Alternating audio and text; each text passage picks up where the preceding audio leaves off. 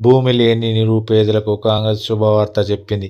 ఎన్నికల్లో ఇచ్చిన హామీ ప్రకారం భూమి లేని వారికి ఏడాదికి 12,000 ఇస్తామని డిప్యూటీ సీఎం బట్టి విక్రమార్క చెప్పారు. 2 విడతల్లో ఈ డబ్బును అకౌంట్లో జమ చేస్తామని ప్రకటించారు. మొదటి విడతగా 2024 డిసెంబర్ 28న 6,000 అకౌంట్లో జమ చేయనున్నట్లు తెలిపారు. రాష్ట్ర ఆర్థిక పరిస్థితిపై బీఆర్ఎస్ తప్పుడు ప్రచారం చేస్తుందని విమర్శించారు. అప్పులపై కాంగ్రెస్ దగ్గర పక్కా లెక్కలు ఉన్నాయని స్పష్టం చేశారు.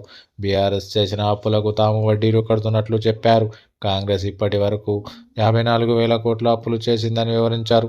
ఆ లెక్కలపై అసెంబ్లీలో చర్చించేందుకు సిద్ధంగా ఉన్నట్లు స్పష్టం చేశారు. సన్నవడ్లకు 500 బోనస్ ఇస్తున్నట్లు చెప్పారు. ఉచిత విద్యుత్ అందిస్తున్నట్లు గుర్తు చేశారు. రుణమాఫీకి 21,000 కోట్లు ఖర్చు చేసినట్లు చెప్పారు. అయితే ఇప్పటికీ కూడా చాలామంది రైతులు రుణమాఫీ కాక ఆందోళనగా ఉన్నారు. రుణమాఫీ కాని వారిలో కాంగ్రెస్ కార్యకర్తలు ఎక్కువగా ఉన్నట్లు సోషల్ మీడియాలో ప్రచారం జరుగుతోందని ప్రతిపక్షాలు చెబుతున్నాయి. నమ్మి ఓటు వేస్తే ఇలా చేశారు ఏమిటని ఆవేదన వ్యక్తం చేసినట్లు తెలుస్తోంది. ఇక భూమి లేని పేదలకు 12,000 ఇచ్చే పథకంలో ఎంతమందికి ఇస్తారు అనేది స్పష్టత లేదు.